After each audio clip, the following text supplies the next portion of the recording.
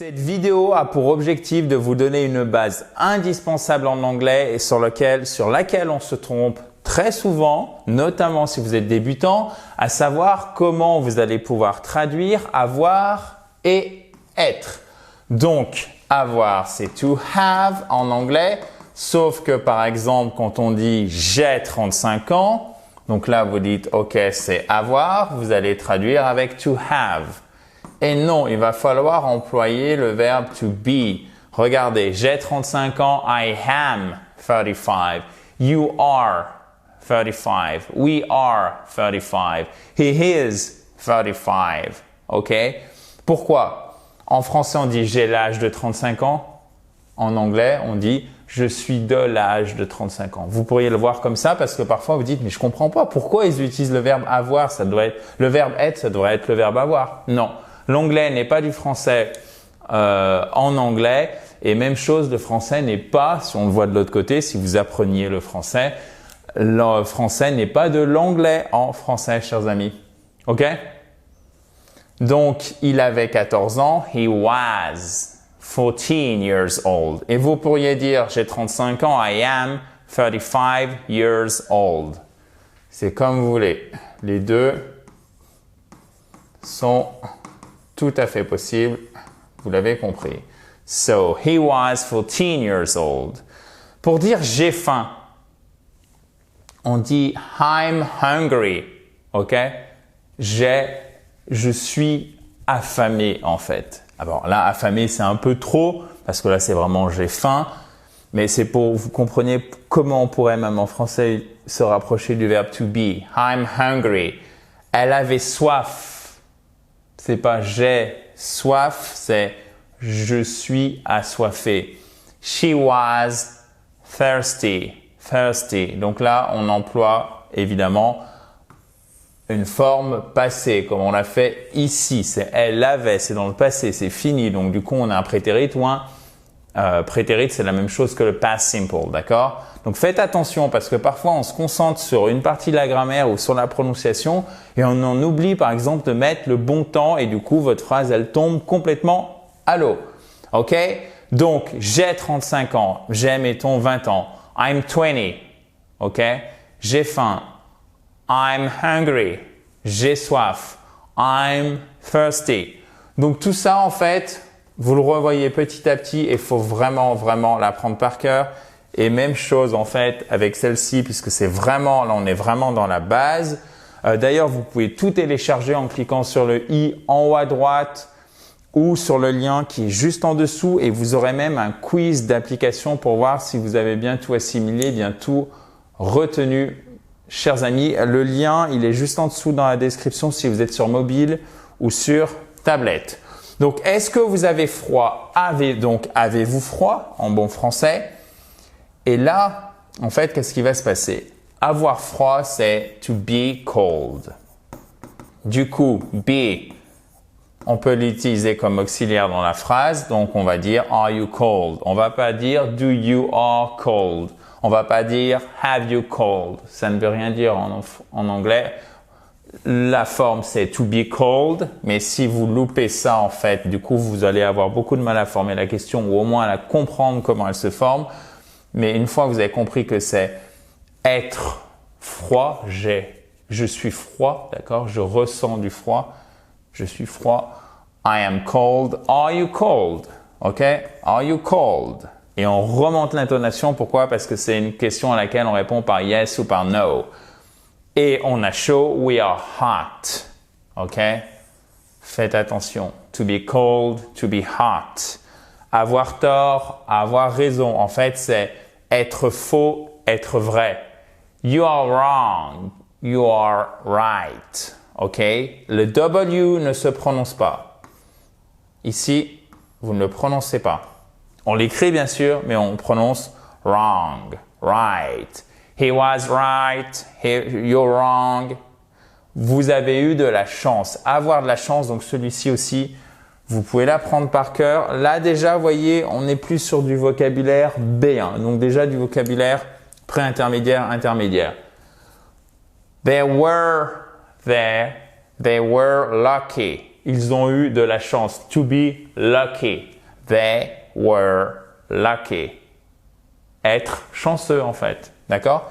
Mais on ne dit pas to have chance, ça ne fonctionne pas en anglais. They were lucky. They will be afraid. Ils vont avoir peur ou même ils auront peur. D'accord? Ils auront peur. They will be afraid. Afraid. Ok? Vous avez votre accent tonique en fait sur la seconde syllabe. Vous savez que tous les mots en anglais qui ont 2 syllabes ou plus, en fait, ont une intonation sur une de ces syllabes. Ici, c'est sur la seconde syllabe et en plus, vous avez une diphtongue, c'est-à-dire un double son. C'est pas Fred, c'est afraid, aid. D'accord? Un peu comme dans oseille en français. They were afraid. Vous détachez bien les mots, vous faites bien les sons, même si c'est they will be afraid, même si ça vous semble un peu too much, si ça vous semble un peu trop. Non, c'est comme ça que se prononce l'anglais. Allez-y. They will be afraid. They will be afraid. Allez-y, faites-le tous. They will be afraid. OK, good. Perfect. On continue, chers amis. Maintenant, regardez, pour dire il y a, qu'est-ce qu'on fait? On met there plus be conjugué. Donc, ça sera soit there is, il y a au singulier, ou there are. Et c'est pas there, c'est there. There is, there are. There is a problem with the printer. Et là, vous avez le même th pour with. D'accord? There is a problem with the printer. OK? Je vais vous le faire correctement. There is, il y a un. There is a problem with the printer. There are. There are many ways to do that. Et là aussi, même chose, c'est le même th. That. C'est pas that, c'est that. There are many ways. Many ways, pas many ways, d'accord? Vraiment, on ne saurait insister suffisamment sur la prononciation en anglais. C'est ce qui fait toute la différence. There are many ways to do that. There is a problem. There are many ways. Petit à petit, en fait, vous allez voir quand vous parlez spontanément à l'oral, et certains d'entre vous, je sais que vous en êtes déjà bien évidemment aperçus, on se rend compte que typiquement quand on utilise there is, there are, il y a toujours un petit décalage parce que entre la bonne prononciation, mettre is et pas are ou le contraire, et après faire le reste de la phrase, ça demande pas mal d'énergie, donc parfois on fait des fautes. Mais ça vient petit à petit, c'est des automatismes à acquérir tout simplement avec la pratique. Et évidemment, après, selon le temps, vous allez devoir, ou le modal employé, vous allez devoir conjuguer. Et là, on est déjà, à mon avis, sur un niveau B2. Donc un bon niveau intermédiaire. Regardez, il va y avoir des bouchons ou il y aura des bouchons. There will be traffic. There will be traffic jams. OK? Alors, traffic, vous faites bien attention. En anglais, il y a 2 F. Il y en a un seul en français. There have been a lot of changes. Il y a eu beaucoup de changements. Le changement, c'est parfait pour l'utilisation du present perfect. Pourquoi? Parce que le present perfect, vous savez, ça démarre dans le passé, ça continue jusque dans le présent. Et évidemment, un changement, ça commence dans le passé et ça a des conséquences dans le présent. Donc, c'est parfait. Ici, on a bien un present perfect. There have been a lot of changes. OK? There have been a lot of changes. OK? Et en fait, c'est there has been a lot of changes. Vous avez bien noté que c'était a lot of. Bien joué, chers amis. Il se peut qu'il y ait du retard. Alors là, vous voyez le il se peut que. Alors comment en fait? Pour dire il se peut au sens de il est probable, mais cette probabilité est faible, vous pourriez employer aussi may.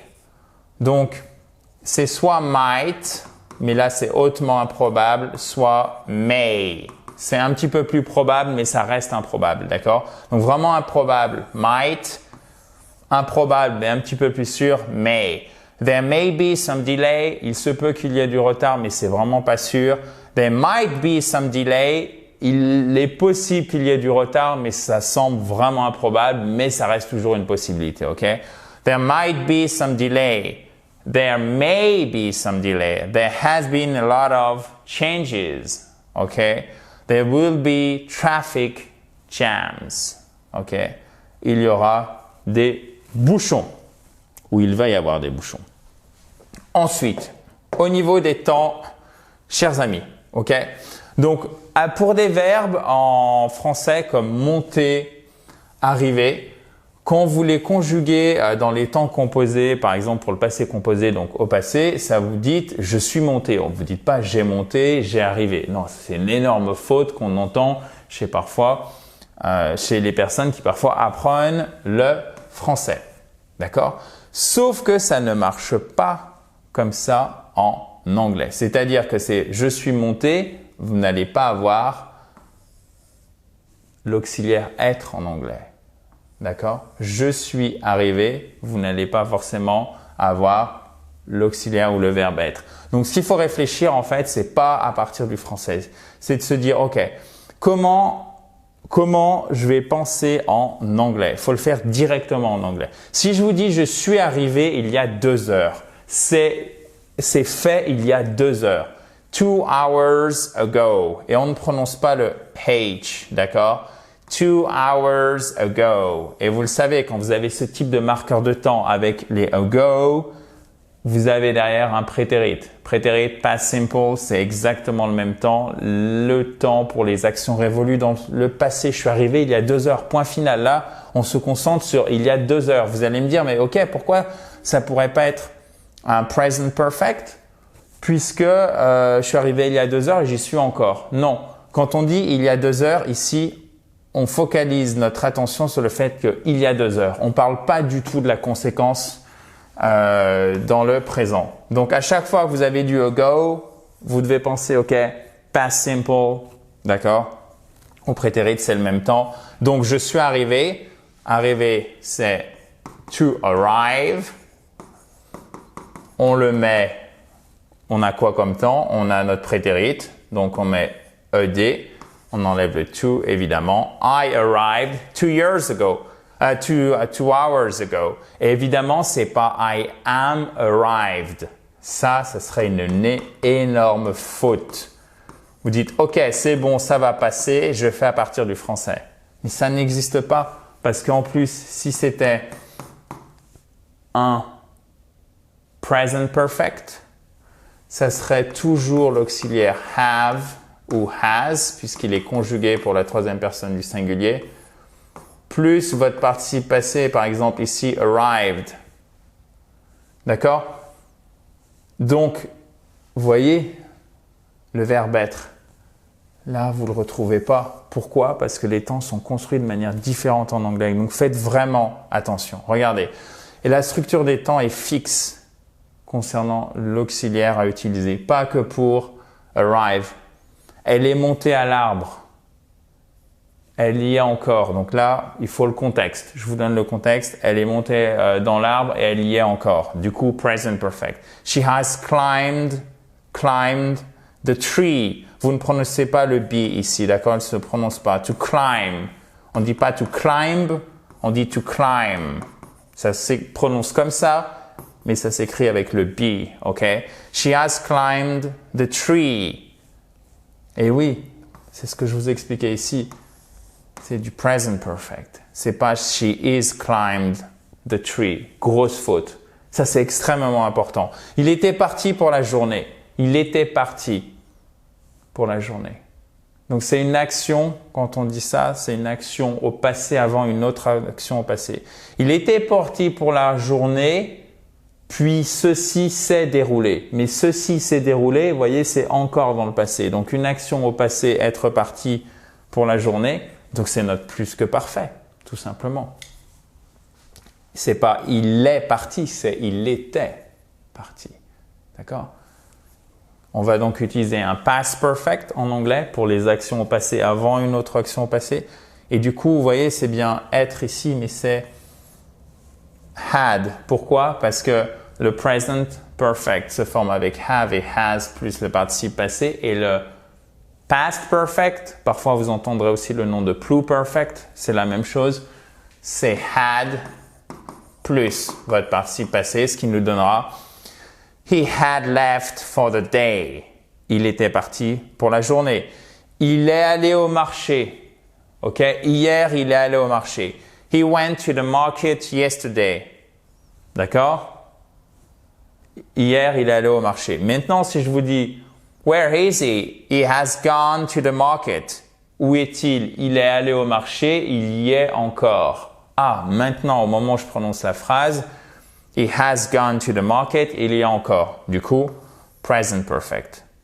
Et là, vous voyez ce qui se passe? Vous n'avez pas il n'y a pas d'auxiliaire être. Pourquoi? Parce qu'il faut comprendre la formation des temps et il ne faut surtout pas faire de la traduction à partir du français. Sinon, vous allez vous mélanger complètement et correctement, c'est le cas de le dire, entre avoir et être en anglais. Bon, j'espère que ça vous a plu, chers amis. Si c'est le cas, n'hésitez pas à mettre un petit pouce, ça fait toujours plaisir, en bas à droite. Vous avez aussi la possibilité de télécharger le PDF de la leçon en cliquant sur le i en haut à droite, de faire le quiz par la même occasion pour tester vos connaissances. Si vous ne voyez pas le i en haut à droite, c'est sans doute que vous êtes sur mobile ou sur tablette. Dans ce cas, vous avez le lien juste en dessous, pas de jaloux, dans la description. Quant à moi, je vous dis à très vite dans la joie et la bonne humeur. Have a nice day. Bye bye.